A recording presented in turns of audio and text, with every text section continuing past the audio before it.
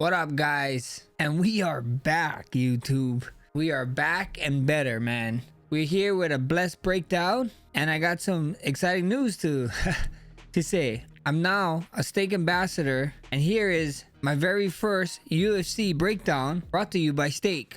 For UFC 303, Steak are offering double winnings if Alex Pereira gets a first round finish just like he did last time at UFC 300. When you register using my code BLESSED303, you'll get a 200% bonus on your very first deposit.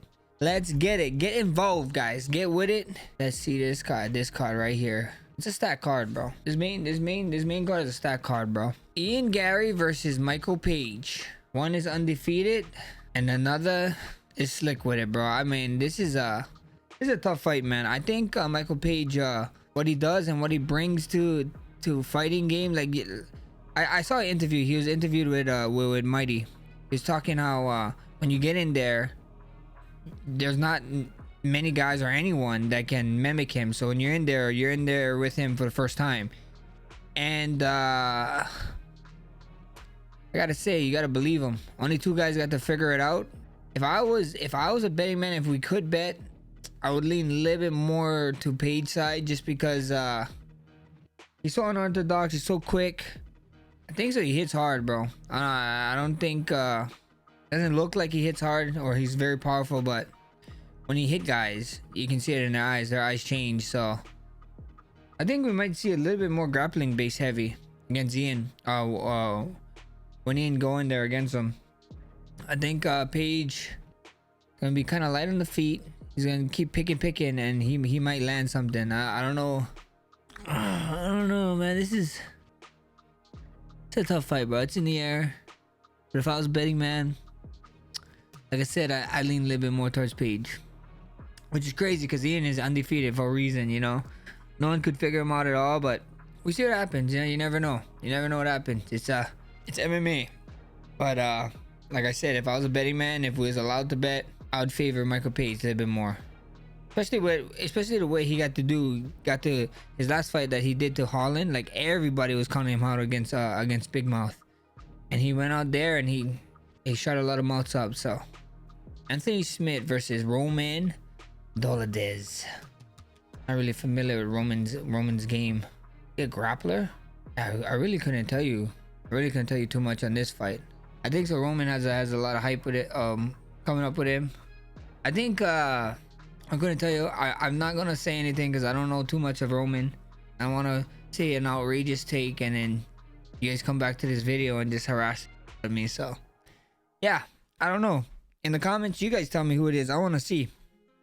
I think the fans is gonna win here. I think the fans is gonna win. I think so. Anthony Smith been fighting his tail off lately. He's been fighting his tail off. I think it's gonna be a super fun fight, super exciting fight. And I mean, both of them is coming on short notice. I think this fight was short notice, right? Too, wasn't this like a short notice fight? So both of them got nothing to lose, bro. They're going out there, guns blazing. Should be excited. The co-main event. I'm excited for this one. Mr. Ortega and Mr. Lopes, man. This should be a fun fight. You know, I got this shit out on Ortega for like a cool, crazy stat that I don't know if a lot of you guys know, but a lot of people is calling him like the Babe Ruth, like Ortega. Brian Ortega, like the Babe Ruth of MMA, because of like Babe Ruth had so many strikeouts, but he had like the most homers or something like that, but he had a lot of strikeouts. That's like Ortega's UFC in the UFC, brother. He's like, most of his rounds when you see the card, he's like losing, but then he finish and he wins. So that's pretty crazy, and that's how you know that this guy's an animal, man. It's not over till it's over with him, you know. Even his last fight, if you saw his last fight with Yair, he rode his ankle before the fight. Yair put him on. He weathered the storm, came back, and, you know, got the choke. So I mean, Brian Ortega is a tough one all the time. Diego Lopes like to start, and he like to start fast, and he keeps going. So this fight is super interesting, man. It's gonna be super fun. It's gonna be a battle of attrition, I believe. I think so. It's just who's gonna dig deeper in this one. I think this is a fun fight for the fans. I know it's a last minute, but Brian did say he was training, and Diego always said it looks like he's always in shape and ready to fight. So Should be super exciting, especially with wanting movement in the division. This is how you get guys like Ortega, who's willing to put up his spot to a guy who's way lower in the ranks, and he's giving Lopes the opportunity to shake up the rankings. So the odds here on this side is crazy. I mean, I understand why they're favoring Lopes, but it's kind of disrespectful for the Ortega if you ask me for my take, because Ortega's always in the fight, brother. As long as he's breathing, he and he gets a hold of a limb, he always has a chance to win. And again, Lopes on the other hand is at that level too. You know, he starts fast, he strikes fast. I think striking, I'd lean a little bit more towards Lopes, just because he's just a punches and bunching kind of guy. Like Ortega's more of a pick shotter, like he likes to pick. He don't really throw too much punches and bunches. But when you got an opportunity like this, man, on a card like this, International Fight Week, I mean, Lopes is probably gonna try and take full advantage of that. And like we said, Ortega is talking about maybe going up to 55 after this fight because he's not waiting around. So if I was leaning towards anybody, it's a hard lean, but just because of the experience that Ortega have, you know, I might lean a little bit more towards him. But brother, this fight is crazy. It's gonna be an insane fight, brother, because like Lopes can just come out there and go 0 to 100 real quick and finish the fight in seconds. So we saw what he's been doing in the UFC. Had a great fight with another ranked 45er. This is a tough fight, man. This is a tough fight. Like I said, guys, I want to hear your guys' opinions. You let me know. That's just the blessed opinion, so let me know what you guys think. And the experience, it's hard to bet against him. I mean, like I said, as long as Ortega is breathing, he always has a chance for that home run, you know. So we see what happens. Should be fun. And the main event, guys, Mr. Alex Pereira versus Jiří. I'm not even saying Procházka. I'm not gonna say his last name, brother. Don't tease me. Alex Pereira and Jiří running this back, brother, and they both running it back at the same time, like they did last time to save a card. Alex Pereira is just looking like him, bro. He's looking like the one. He's the one, bro. There's one thing to just step on short notice when you don't have the belt on the belt on line, but for a champion to repeatedly step in on short notice, I got nothing but respect for Alex. That's crazy that he's doing that, and he's winning, and he's defending. But I tell you this much: if there is a time to get Mr. Pereira in a fight, the time is now.